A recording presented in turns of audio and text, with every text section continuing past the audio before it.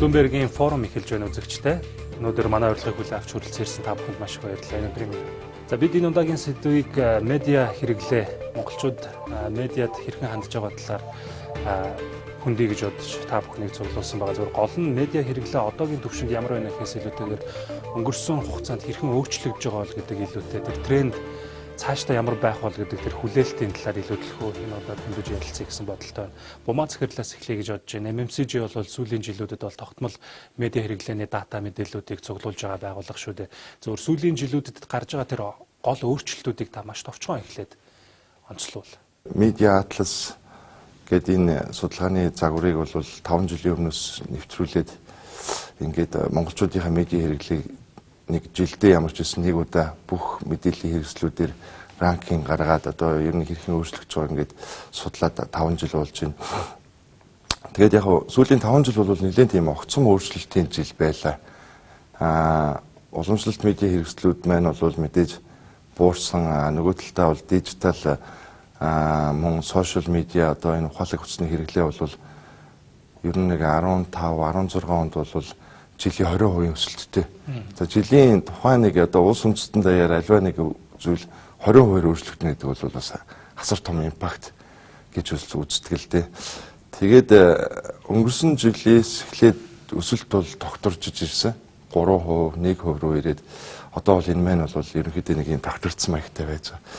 За телевиз үзэлт бол бас бусад уламжлалт медиа хэрэгслүүдтэй харьцуулбал тэгтлээ бас буугаагүй. Одоо ямар ч үсэн нэг 89% тай гэдэг ч бас өндөр хэвээр байгаа. 7% бол буурсан байдаг.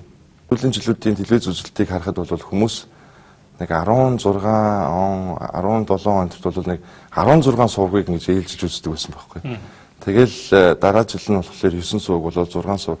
Одоо хамгийн сүүлийн 19 оны медиа судалгааг харахад бол хүмүүс яг үздэг нэг 3 сувгтай л болсон байна. Дунджаар. Тэгээ дунджаар. Тэгээ тэр гурваал ингээ маш идэвхтэй үздэг. За мэдээж одоо хамгийн их одоо өртсөн юу бол сонин хэвлэл байж байгаа. Тэгээд журнал сэтгүүлүүд те энэ бол ямар ч үсэн нэг 2 дахин ингээ буурсан 20 хэдэн хувийн одоо юутай ингээ байж. Монголчуудын медиа хэрэглээний судалгааны үр дүнгээс харахад уламжлалт медиа хэрэглээ сүүлийн 2 жил дараалан буурч байсан бол харин дижитал медиа өссөн болохыг MMCG байгууллагаас гаргасан судалгааны үр дүнгээс бол харж болохоор байгаа. За харин цахим орчимд идэвхтэй байдаг хэрэглэгчдийн 81%-ийг бол Facebook хэрэглэгчдийн тоо бол бүрдүүлж байсан. 2019 оны байдлаар бол цаг үеийн мэдээллүүдийг монголчууд уламжлалт медиа хэрэглээ буюу телевизээс авдаг болох нь энэхүү судалгааны үр дүнгээс бас харагдаж байжээ. Монгол улсын сошиал медиа хэрэглэгчид бусад өндөр хөгжилтэй орнуудтай харьцуулахад Facebook хэрэглээгээрээ бол 18%-аар өндөр болох нь бол харагдаж байсан. Харин Twitter-ийн хэрэглээ харин дунджаас 14%-аар бага байна. Медиа бол өөрөө маркетинг үнэхээр чухал хэрэгсэл. Яг энэ өөрчлөлтүүдийг таны хувьд бас ямар байдлаар анзаарч явсан сүүлийн жилүүдэд?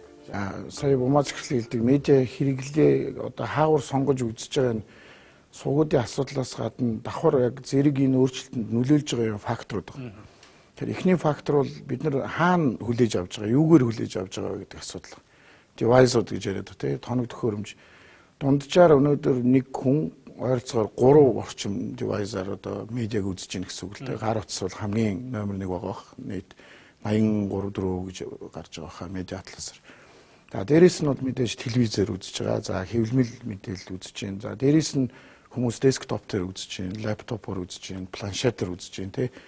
Тэгэхээр энэ бүгдээс хамаарат контентын тухай асуудал орж ирж байгаа. Одоо гол шилжилт бол яг сувгийн шилжилт юм уу эсвэл одоо аль сувгаар гэдгээс илүүтэйгээр хаана ямар контент үзэж байгаа вэ гэдэг ийм асуудал орж ирж байгаа. Залуучууд нь хамгийн өндөр хэрэглээтэй өсөж байгааг ингээд TikTok, Instagram, YouTube энэ төргээ харахаар тэн дээр бол ерөөсөө мэдээлэл, цаг үеийн мэдээлэл гэдэг үг орж ирэхгүй байна.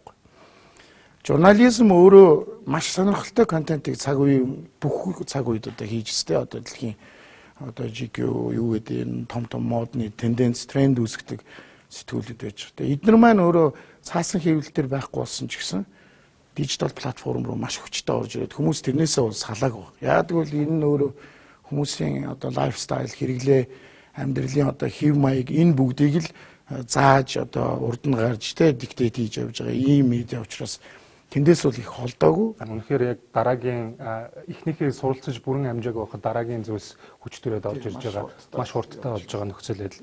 Таны хувьд байр суурь илэрхийлэхгүй. Медиа зах зээл дээр чинь 3 тоглогч л байгаа шүү дээ. Медиа компаниуд адвертайзмент хийж байгаа нөгөө маркетингийн түүл болж байгаа орлогоо өгж байгаа брэндүүд нөгөө талаасаа хэрэглэгч гэж. Тэгээ ингээ харахаар яалт байхгүй маркетингийн талаасаа бодохлоор корпорациуд бол датанд суйрлах гэдэг учраас нөгөөдөл чи яг манай маркетинг хэдэн хүнд үрж байгаа яаж байгаа гэдэг датагаа харах үүднээс хэлбэмлээс бол татгалзна. Нөгөө талаасаа хэлбэмэл дээр сэтгүүл дээр бол зардлайгүй өндөртэй байдаг учраас бүх компаниуд хаалга хаагаад байгаа. Тэгэхээр энэ маш том өөрчлөлт ойрын 2-3 жилд явагдах бах. Дижитал өөрчлөлт бол медиа дээр маш сайн гарч ирэх бах. Одоо радионууд бол подкаст руу аягүй сайн шилжиж шít. Монголын нөхцөл дээр ч гэсэн бид нар одоо энэ M+ гэж зүгээр дата ер нь залуучууд дижитал руу яаж шилжиж байна гэдгийг үзхийн тулд зөв үнгүй энэ платформ хийсэн. Энэ дээр 54 аяг гэх подкастыг би өнөө өглөө тэр сүүлийн дугаарыг харж байхад дунджаар нэг дугаарыг 24,000-аас 26,000 хүн сонсож байна. Гэтэл ямар ч Монголын радиог 26,000 хүн сонсож байгаа гэдэгт бол би итгэхгүй. Дижитал хэрэглээ бол айгүй сайн хөгжих бах. Бид ингээд медиа гэдэг юм уу одоо мэдээлэл хүлээж авах тэр олон хэрэгслүүдтэй болчлоо нэг талаасаа. Нөгөө талдаа бол медиа хэрэглээнд гарч байгаа тэр өөрчлөлтүүд, шилжилтүүд их сонирхолтой юм цаг үе байна л да. Яг эндээс та юуг одоо энэ өөрчлөлтийн дараагийн тэр трендүүдийг ямар байдлаар зөвөр харж байна? Сегментчилж харах хэрэгтэй л дээ. Тий. Яг тэгэхээр насны сегментүүд ч өөр хандлагатай байна. Медиа дээр boomers гэдээ байна. Одоо тий жоохон одоо 50 орчим насны гэх юм уу тий. Тэгээд millennials-ууд generation X чинь залуу үеийнхэн гэдэг ингэ байж. Бид нар судалгаагаа бол 2-3 жилийн өмнө generation-ыг харж эхэлсэн. Тэгээд ялангуяа одоо boomers бол илүү уламжлалт медиадад дуртай хэвээрээ илүү итгэдэг байх жишээтэй тий. Шилжилт нь арай удаан. Гэхдээ интернетийн хэрэглээ бол бас маш өндөр нэмэгдэж байгаа. Сүүлийн 18 онд чинь хамгийн их нэмэгдсэн сегмент нь baby boomers Facebook руу маш их хэмжээ 16 үйл өсөлттэй орж ирж байгаа. Бусд нь 90% тулцаа. Тэгээ зөвхөн одоо boomers дээрс л одоо сошиал медиа харагдаад байна. Яваад байгаа. Тэгэхээр ер нь бол хин зөрүүлж мэдээллийг хүргэж байгаа гэдгийг л бодох хэрэгтэй. Хэдий сошиал руу шилжиж байгаа ийм одоо дийлэнх мэдээлэлээ сошиалаар авчиж байгаа ч гэсэн одоо телевизэд итгэх хандлага нь өндөр хэвээрээ. Ер нь телевизээр гарч байгаа юм чинь ортой байлгүй гэсэн юм. Сонин юун дээр яг хэвлэгдээ гарсан мэдээлэлдээ илүү одоо итгэдэг ийм хандлага бол бас байгаад байгаа. Бараг 60 гаруй хувьтай одоо телевизэд итгэдэг гэдэг ингэж яхад бол сошиал медиа дээр бол итгэж байгаа 9% байх гэж байна. MMCG компаниас гаргасан судалгаагаар сошиал сүлжээнд тавигддаг мэдээллүүдийн 47% нь худал мэдээлэл байдаг бөгөөд өнгөрсөн жилийн өмнө үетэй харьцуулахад сошиал медиагаас бүтээгдэхүүн үйлчлэгийн талаар хайлт болон сэтгэл контент үзэлтэн ч гэсэндээ 10%-аар нэмэгдсэн байгаа юм. За орон нутаг дахь сошиал медиа хэрэглэгчид Улаанбаатар хотын хэрэглэгчдээс дунджаар бол 14%-аар бас бага хэрэглэж байсныг судалгааны үр дүнгээс харж болно. Үндэсний медиа хэрэглээний судалгаанаас харахад интернет хэрэглэгчдийн харин 96% нь гар утсаар бол интернет холбогддог гэдэг нь бол тодорхой болсон байна. Харин үндэсний тэсэтгийн хорооноос гаргасан судалгааганаас үзвэл интернет одоо байнга хэрэглэгчдийн тоо сүүлийн 3 жилийн хугацаанд ойролцоогоор 1.71%-аар бол өссөн байна. Тэгэхээр шилжилт заашгүй хийх хэрэгтэй. Хэрэглэгч нар чинь одоо дэлхийн хамгийн залуучуудын ийм л орны нэг вэ шүү дээ.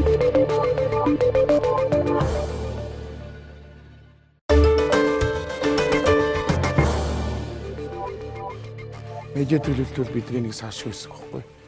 Тэгэхээр тэрийг хийх одоо бидний цорын ганц одоо тэр судар маань бол энэ MMCG медиа атлас болчиход байгаа. Ер нь бол өөрөө дижитал дээр бол одоо лайк одоо тэр engagement share бусад хэмждэг юмнууд хідэн үзсэн гэж гараад ирж байгаа тийм. Телевиз дээр бол нөгөө GRP гэдэг тийм cross rating point гэдэг энэ тэгэхгүй бид нар чинь нөгөө prime time руугаа бүх юм ажигчдэг. Бусад цагууд, бусад одоо үеүүдтэй хэрэглэгчтэй бас нөгөө зар сурчлага бусад юм контентуудыг зориулж хүргэж чадж гинөө гэдэг ийм асуудал. Тэгэхээр хэмжилтийн асуудал өөрөө явж ийж бас бүр одоо төгсөрж ийж бас бидний медиа хэрэглээний наривчилсан тэр одоо сонголтууд хийх ийм зүйл нь илүү одоо мэрэгжлийн болох ийм нэг хандлага. Хоёрдугаарт орлогын их үүсвэрийн нэг том одоо хэсгийг бүрдүүлж байгаа нь өөрөө энэ медиад контент нийлүүлж байгаа хүмүүс, зар сурчлагаа нийлүүлж байгаа хүмүүс баггүй. Тэдний өнөөдөр шаардлага өөрөө бас тийм болцсон баггүй. Чи өнөөдөр намайг хэдүүнд үзүүлэх гэж байгаа, хүнд үзүүлэх гэж байгаа гэдэг ийм асуудал. Тийм учраас нөгөө медиагийн шилжилтэнд бас нөлөөлөд байгаа нэг юм нь интернет дээр буюу одоо дижитал дээр илүү их нөгөө тэрийг хэмжиж болдог учраас илүү их одоо жишээлбэл аялын гэвэл одоо юу гэдгийг нэг аялын групп руу оруулах, хоолны групп руу оруулах гэдэг илүү одоо наривчилсан тэр сонголтууд бий болцсон учраас магадгүй тийшээ бас их шилжилт орж ирж байгаа. Фейк ньюсийн асуудлыг бол бид нар бол судалсаар ирсэн л дээ. Ер нь сошиал медиа дээрх мэдээллийн хэдэн хувийн одоо фейк гэж үздэг вэ гэдэг бол 37% байсан нь өнгөрсөн 19 онд бол 10% буюу 47% болж өсөж байгаа. Тэгэхээр 10% пунктийн өсөлт гэдэг бол бас өөрөө их том өсөлт болж байна. Тэгээ энэ нь бол ер нь сошиал дээр бас янз бүрийн байдлаар одоо худал мэдээлэл гаргадаг одоо бот аккаунтуудаар хүмүүсийг дайрдаг ч байдаг юм. Энэ бүх юм маань хүмүүсийг бас тэр сошиалоос явж байгаа мэдээллийн худлаа юм шүү гэж боддог бодлолын нэмж байна л гэсэн үг шүү дээ. Тэгээ ер нь бол бид нар зөвхөн медиа судалгаа гэхгүй томоохон корпорациудын одоо нэр хүндийн судалгаа жил болгон хийдэг. Одоо яг reputation ямар рейтингтэй байна, ямар байдалтай байна гэдэг. Тэгэхээр ер нь бол хэвлэлээр ингээд балбуулаад байгаа том компаниуд юмнуудыг ингээд яг иргэдийн дундх рейтингийг үзэхээр тийм муу байдгүй байхгүй. Тэгээд энэ яагаад тэгээд ингээд иргэд чинь ингээд энэний эсрэг аимшигтай их дургуцаад байгаа юм шиг байна юм бэ гэхээр л нөгөө л төлбөртэй юмнууд л болчиход байгаа байхгүй. Тэгэхээр одоо өнөөдөр байгууллагууд ингээд нэг учиргүй шууд ингээд нэг эн тэндээс мэдээлэл явангуутлаа нэг тийм ямар хариу үйлдэлийг буцааж өгөх вэ гэдгийг бодхоос өмнө боддгоогүй юу гэдгийг тий авч үзэх хэрэгтэй болчиход. Яг үүндээ эн чинь бас зохион байгуулалттай юм яваад байна уу гэдгийг авч үзэх хэрэгтэй болчиход. Тэгэхээр энэ дээр бол бас одоо тэр байгууллагын нэр хүнд иргэдээр өндөр мөртлөө медиа дээр тийм муу байгаа юм шиг харагдаж байна гэдэг чинь нөгөө л зохион байгуулалттай юм чинь л яваад байна л гэсэн үг шүү дээ. Зөвхөн манад тулгамж байгаа асуудал шүү. Олон улсын хувьд ч тэр за фейк ньюс гэдэг юм уу, за мэдээлэлд итгэх тэр хандлага бол бас их олон асуудлууд араасаа дагуулж байгаа шүү. Тэгэхээр тэр тал дээр бол одоо бид нар бас юу явах хэрэгтэй юм шүү. Медиа корпорациудын удирдлагуудыг ч юм уу медиа хэрэглээ бид нар нэгэнт ярьж байгаа юм чинь. Яаж одоо энэ хэвлэл мэдээллийн болон бусдад нийтэлж байгаа телевизүүд, радио, энэ сонин сэтгүүлийн газрыг зөв тал руу эргүүлэх вэ гэдэг бас нэг асуудал. Яг гэвэл энэ медиа хэрэглээ чинь нийгэмд хамгийн их нөлөөлдөг учраас эрг мэдээлэл яаж түгээх үү гэдэг рүү одоо нэг бодох цаг болцсон байхгүй. Дэлхийн хаач Лондон BBC өдөр болгон нэг Норт Лондон нэг нөхөр буудуулж өгчл байгаа. Тэр нэг орой болгон мэдээлэлд идэгүүл байхгүй. Тэр мэдээллийгээд нэг юм мэдчихгүй шүү дээ. Нэгэн цагдаа тэрийг хөөцөлж байгаа хуулийн байгууллага явж байгаа. Тэгэхээр нөгөө мэдээллийн хэр мэдээллийн эрүүл ах уу гэдэг юм уу? Одоо нэг бохир заван юм ярихаасаа жоохон эрэг мэдээлэл өгөхгүй бол манай нийгэм ч өөрөө маш хүнд байж яхад дээрээс нь ингээл өдөр тутамгүй хэвлэлүүд нь нэг сошиал нэтворкингоор явж байгаа шиг тийм муу мэдээнүүд яваад байх нь бас энэ хэвлэлийн асуудал дээр маш том асуудалтай байна. Эрэг мэдээлэл бэлдэх түгээх гэдэг ийм асуудал нэг байгаа. Нөгөө талдаа сөрөг мэдээлэл маань өөрөө яаж яваад байна вэ гэдэг ийм асуудал. Ялангуяа би бол одоо энэ фейк ньюс гэж ярьж байна, сөрөг мэдээлэл ярьж байна тий. За фейк ньюс дээр бол за улс төрөө хэдүүлээ болий. Тэртээ тэргүй одоо мэдхгүй нийт мэдээ дийлийнх нь фейк ньюс тий. Гэтэл арилжааны талдаа фейк ньюс өөрөө орж ирж байгаа. Жишээл одоо альва компани бүтээгдэхүүнүүдийг янз бүрийн одоо хортон шавж мавж гарлаа гэж явдаг шүү дээ. Тэр бол маш их хандлт, маш их шеэр авдаг байхгүй. Тэгээ энэ нь бүхэн тэр компани бүтээгдэхүүнийг тийм гэж бодоод байна уу гэдээ туршаад үзэхээр одоо юуг яагаад үзэхээр салгаад үзэхээр тийм биш байгаа байхгүй.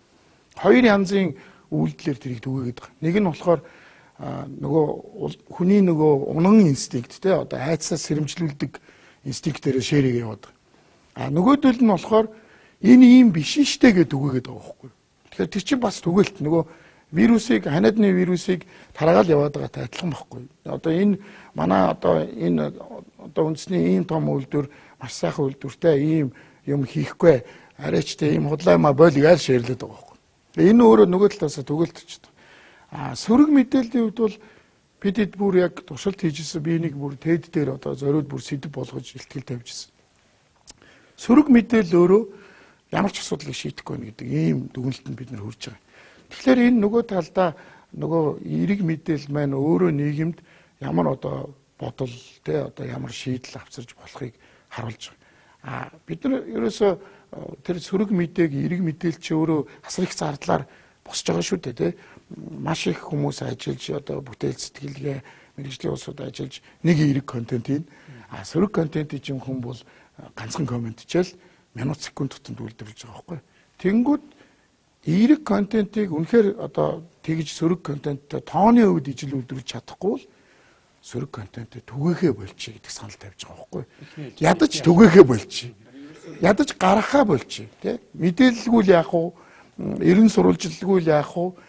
Гэхдээ тэрийг ийм зүгээр одоо хандлт авахын төлөө зүгээр л одоо нэг телевизийн одоо тий үзэлт авахын төлөө хийнэ гэдэг бол дэндүү хариуцлагагүй хуваа бодсон. Хоёрт бол асар их ардаа сөрөг ийм тархины ийм айгүй мухай ийм хорт хавдрыг үүсгэж байгаа юм үйлдэл байгаа байхгүй. Тэгэхээр эхний ээлжинд хэдүүлээ ядаж сөргөө түгээхээ болчихвол гэдэг ийм саналыг тавиад байгаа. Одоо энэ залуучуудад эерэг мэдээлэл одоо бид нар нэгэнт магадгүй нэг тогтсон насны хүмүүсийг бол өөрчилж чадахгүй байхгүй тэр хабитийг. Тэгэхээр залуучуудыг одоо бид нар тийм юмруу татжууруулж болохгүй шүү гэдэг үднээс энэ тэр тусмаа телевизийн мэдээллүүд бол маш гоё баймир. Эерэг дандаа зөв тэр өгж болох мэдээллүүд гоётой. Тэр ирээдүйн залуучуудыг медиагаар яаж өсгөх үү гэдгээ бид нар одоо жинхэнэ та хэд нөгөө медиа контролдж байгаа залуучуудын бодох асуудал. Жохон боловсролын асуудал байгаа тийм. Одоо яаж өөрөө энэ сөрөг мэдээллээс өөрийгөө хамгаалах уу гэдэг асуудал байгаа шүү. Одоо тэрсэн бол одоо тэгэл иргэнч байж байгаа сөргөнч байж байгаа шүү дээ. Гэхдээ яг миний хэлээд байгаа санал бол тэрнийхээ тоог ядаж медиагийн компаниуд багасгая л гэдэг санал байгаа юм л та. Дээр нь тийм ээ. Нийлүүлэлтийн асуудал яригдчих. Нийлүүлэлт талаас яригдчих болж тийм. Шижигийн медиа атлас дээр ер нь энэ медиа атлас дээр бол маш олон сонирхолтой тенденцүүд харагддаг байхгүй. Ялангуяа мэргэжлийн компаниуд бол яг тэгээ медиа компаниуд одоо медиа атлас уншихгүй явна гэдэг бол гол одоо нөгөө судраал уншихгүй байна л гэсэн үг гэж манайх бол жишээл би бол жишээл тэгж бодож байгаа. Энэ дээрээс юу харагдаж гинөө гэхлээр одоо контентын хүмүүсийн үзэлтийн шилжилт харагдаж байгаа байхгүй. Одоо 5 жилийн өмнөөс хийж эхэллээ. Анх ингээд яаж яхад хошин шогийн контент буюу хошин шогийнхны тоглосон зар сурталчилгаа бол хамгийн өндөр хөвтэй байсан. Одоо та нар хамгийн бага руу орж байгаа байхгүй. Экспертүүдийн буюу танин мэдхүүн шин чанартай контентуудын өсөлт бол сүүлийн хэдэн жил бол маш өгцөн өсөлттэй байна. Тэгэхээр хүмүүс бас мэдээллийг ялгаж салгадаг болж байгаа. Хоёрт дахиад хэдүүлээ нийгмийнхэн демограф бүтцээ ингээ ярихаар бид чинь нэг 200 мянган өвөмэтэй нэг 600 мянган бид нартай тэгээд 1 сая миллениалстай мянганы иргэдтэй бишээ ирж яваа тэр Z гэж Gen Z гэж яриад байгаа 400-500 мянган залуучууд байгаа байхгүй. Тэгэхээр ерөөсөө залуучуудын чи ерөөсөө тэр нэг өгөгдөл нь өөрөө суралцдаг, юмыг ялгаж салгадаг. Ялангуяа одоо энэ миллениалс, энэ Gen Z гэдэг ч юм бол их прагматик болчиход байна шүү дээ. Тэгэхээр эдгээр өөрсдөө аяанда хэрэгтэй юмудаа ингээд сонгоод тодорхой цаг хугацааны дараа гэхдээ их урт хугацаа шүү. Ингээ аяанда ингээ явна.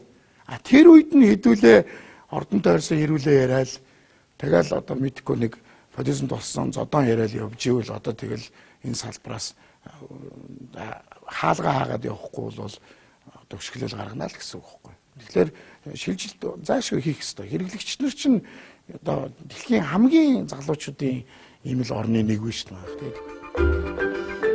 Яг content based marketing бол ирэх 3 жилийн медиад ирэх том тренд.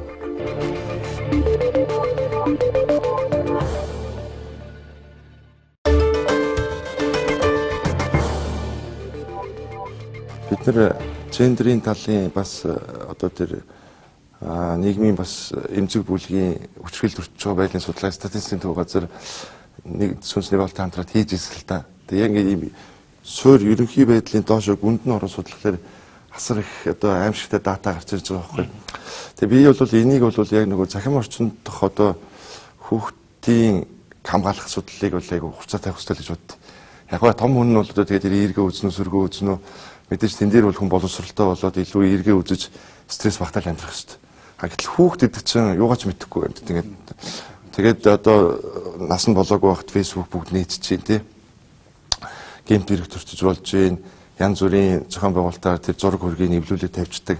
Тэрнээсээ болоод одоо амиа орлмоор санагддаг ч юм уу тий. Бүлинд ордог ийм асуудлууд байгаа даа. Тэгээд зохицол хороотой бид нар хамтраад бас хүүхд хамгааллын байгууллагад хамтраад яг энэ орчинд яг бодит байдлаар хэдэн хүүхд төрчөөд гэдгийг илүү тийм үндэсний хэмжээнд гаргах судалгааг бас хий гэж бодоод байгаа юм л да.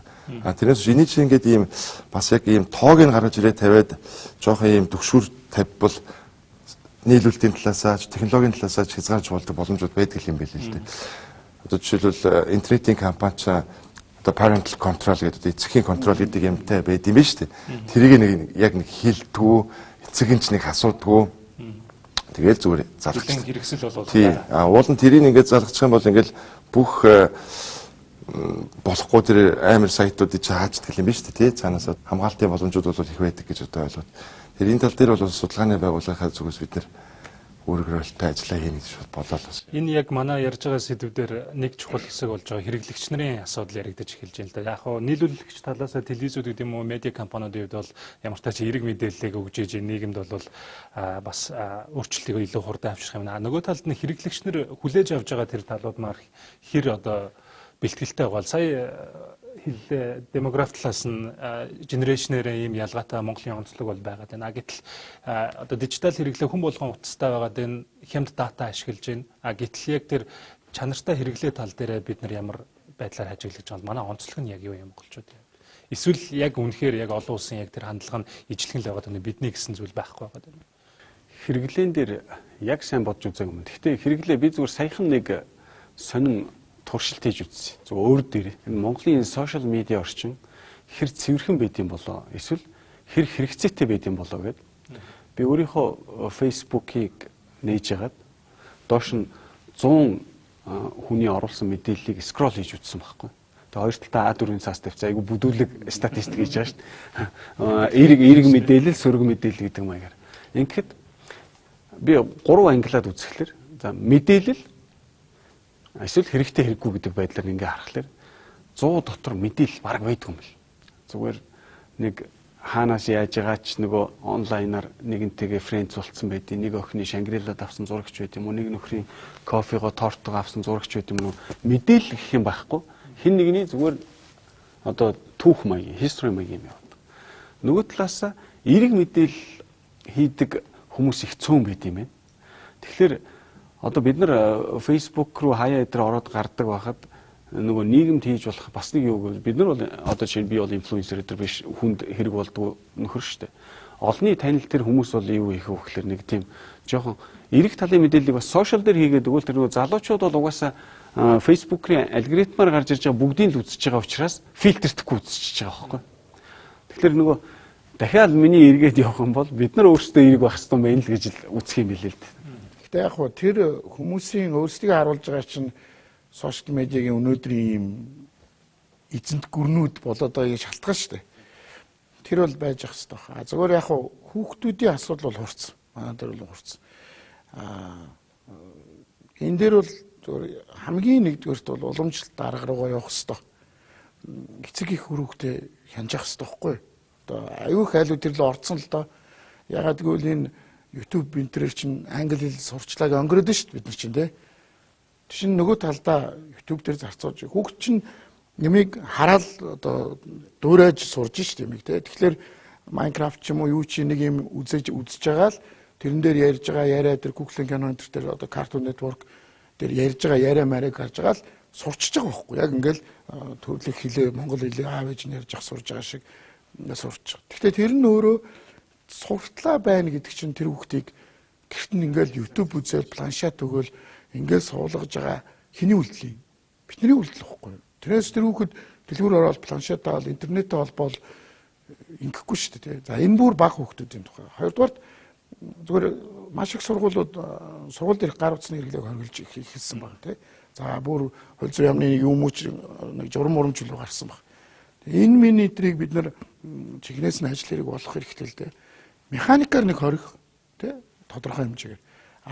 Хэрэгжилж байгаа үед нь одоо ямар нэгэн байдлаар хяналт тавих юм шаардлагатай байж байгаа. Яг нийлүүлж байгаа компаниуд платформуд ч гэсэн өөрсдөөс арга хэмжээ авч эхэлж байгаа. Жишээ нь одоо Twitter сая сүүлд улс төрийн шинжтэй рекламуудыг ер нь хориглож байна. Гэтэл нөгөө талд Facebook бол яг эсрэг чиглэл дээр явж байгаа. Энэ дээр ямар нэгэн арга хэмжээ авахгүй нэг конгрессийн сонсгол дээр их олон дуудагдаад асуудалтай одоо явж байна шүү дээ. Тэгэхээр тэнд бас асуудал шийдэгдэх арай болоог байгаа. Гэхдээ бид энд бас хөрс суурь бүрдүүлэх тал дээр бол өөрсдийн оролцоо бол үнэхээр чухал байх гэж бодож байна. Эргээд одоо медиа хэрэглээний үндсэн сэдв рүүгээ оръё. Том мэдээллүүдээс дахиад таны хувьд ямар мэдээллүүдийг онцлоё гэж бодож байна. Одоо нэг 3 тоглогч л байна гэдэг чинь үздэг хүн байна.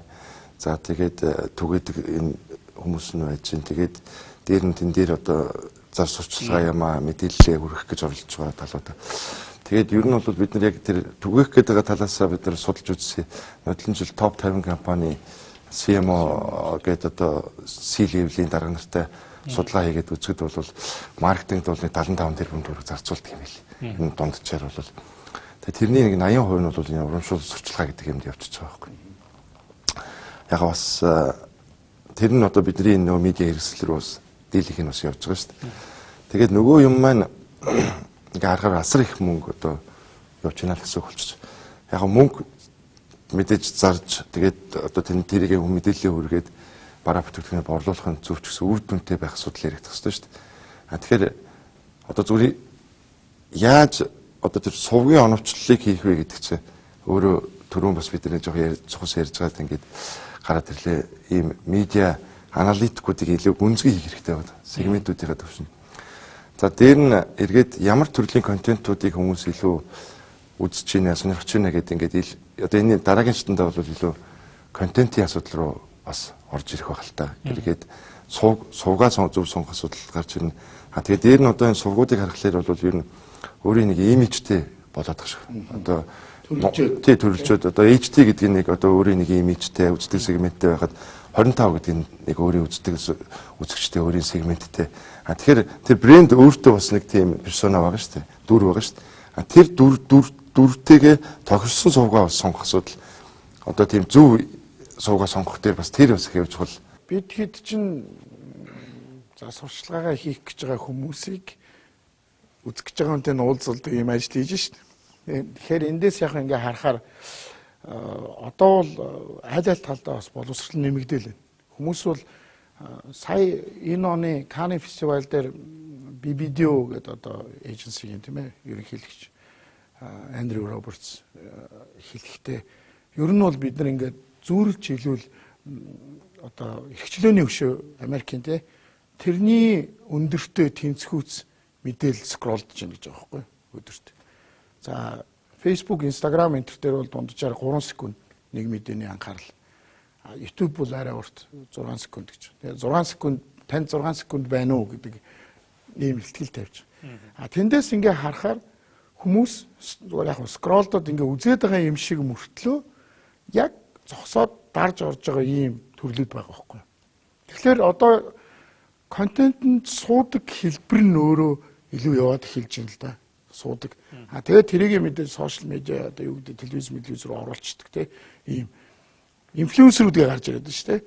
За одоо ингээ янз бүрийн амьдралын маяг эсвэл одоо өөрийнх нь давуу талуудаараа ингээд тодорхой хэмжээний үзэгчдийн платформтой болсон, дэмжигчтэй одоо даганд өрөөд хүмүүсийн платформтой болсон.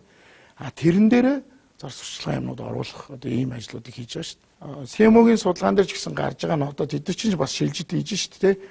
Тэгээд тэдний ингээд өгж байгаа одоо ингээд хэлбэрийн нарийн юмнуудыг харуул зүгээр л логогоо тавьсан контент гэдэг юмнаас багаагаар бас татгалзч эхэлж байна л да. Тэгэхээр контентын дээр өөрөө тухайн өгч байгаа мэдээлэл байршин за байршихтай өшөө хэр бүтээлч байршиж гинвэ гэдэг ийм асуудал байж байна. Сая Нью-Йоркт нэг 2 сарын өмнө Yahoo-гийнхантай уулзж байхад Yahoo-гийнхан хуучин веб дээр нөгөө pop-up гэдэг гарч ирдэг одоо хүчээр үзүүлдэг юу байлаа шүү дээ. Одоо тийм pop-up гарч ирэхлээр тухайн вебсайтыг хаачаад ийн хэрэглэгч. Тэгэхээр тэндээс бол Yahoo жишээ нь одоо хуучин AdSense-ээр мөнгө олдог байсан нь бол байхгүй болсон. Бараг худлаа ярддаг нь 0 болсон. Тэгэхээр яг бабуугийн хэлдэг шиг нэг гоё контент явж байгаа тэр дотор нь нөгөөтгөө мэддэхгүйгээр уусгасан маягаар маркетинг. Тэгэхээр энэ зарчим маань буцаагаад медиа хэрэглээгээ бас өөрчлөх гэдэг. Телевизүүд гэхэд тэр дотор зүгээр л ийм памперс уншиг өгсөн нөгөө 5 секундын реклам явах гэхээсээ яаж хийх юм контент үүсгэх хэрэгтэй болчих тийм. Сэтгүүлүүд гэхэд одоо хуучин бол дижитал сэтгүүл гэдэг юм зөвхөн PDF байдаг байсан бол одоо яг жинхэнэ бодит full interactive болгож шít. 3D, аудио, видео юу байх юм. Арай л үнэртэж болохгүй. Бусдыг нь бол хийж болж шít. Яг тэрэн шиг дараачийн сегмент рүүгээ шилжихлээр яг content based marketing бол ирэх 3 жилийн медиад ирэх том тренд байна. Ер нь шоу бол ер нь бас тасарч байгаа юм байлээ гэсэн нэг тийм хайдас бол би болсон шүү.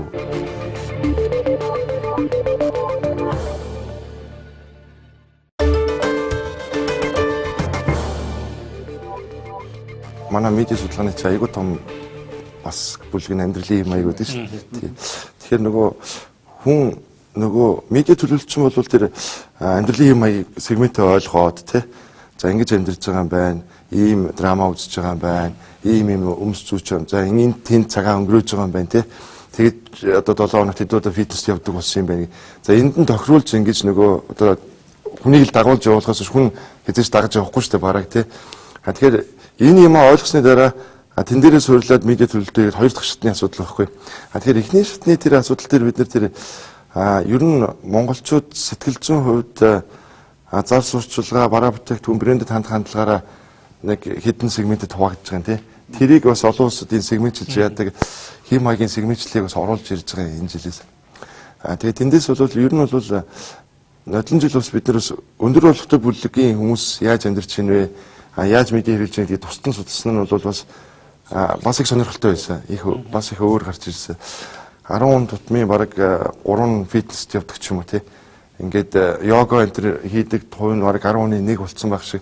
Йог гэдэг юм чи тийм өндөр тархалттай болцсон байж бид нар юу мэдэхгүй шүү дээ. Гэтэл нөгөөх төр очингууд за чи гурил идэж болохгүй, цагаан гурил сахар болохгүй ч гэдэг юм уу ингээл тренерүүд нь шууд ингээл тренинг тэнгуү шууд гараад 100,000 болоод бор гурилтай шууд ингээд нөлөөлдөг тий. Энэ нь маркетед нөлөөлдөг. Одоо шууд лангуун дээр байгаа бараг авахгүй юу гэдэгт нөлөөлж гэлдэг. Одоо та нар ингээд CU Circle K гэж ингээд чейнүүд орж ирж байгаа. Хүмүүс тэндээс бараа авахаас илүү хим маягтаа тохируулж одоо тэнд сууж ч юм уу найстайгаа гой цагийг өнгөрөөх гэж явж байгаа гэдэг нь тэр юмны тархалтад нөлөөлж ийн гэдгийг бол бид нар одоо харж штэ тий.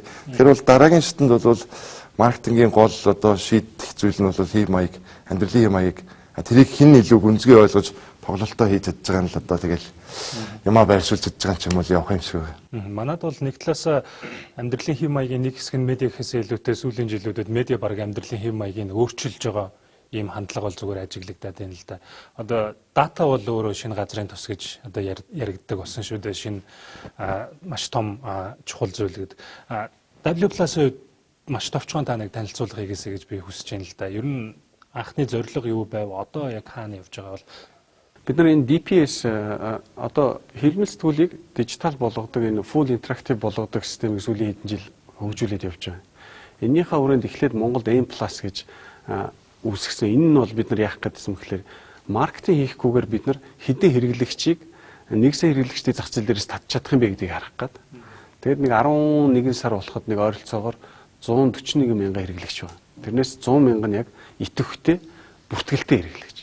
Энэ нь бидний нөгөө дараагийнхаа дэлхий дээр хийх процесс дээр үндсэн хэдэн хүн бид нар үүсгэж чадах бол гэдэг нэг төлөвлөгөөгөө тавих гэж байсан. World Plus-ийн хувьд бид нар ер нь сэтгүүлээр ярил киноны Netflix шиг л зүйл хийж байгаа.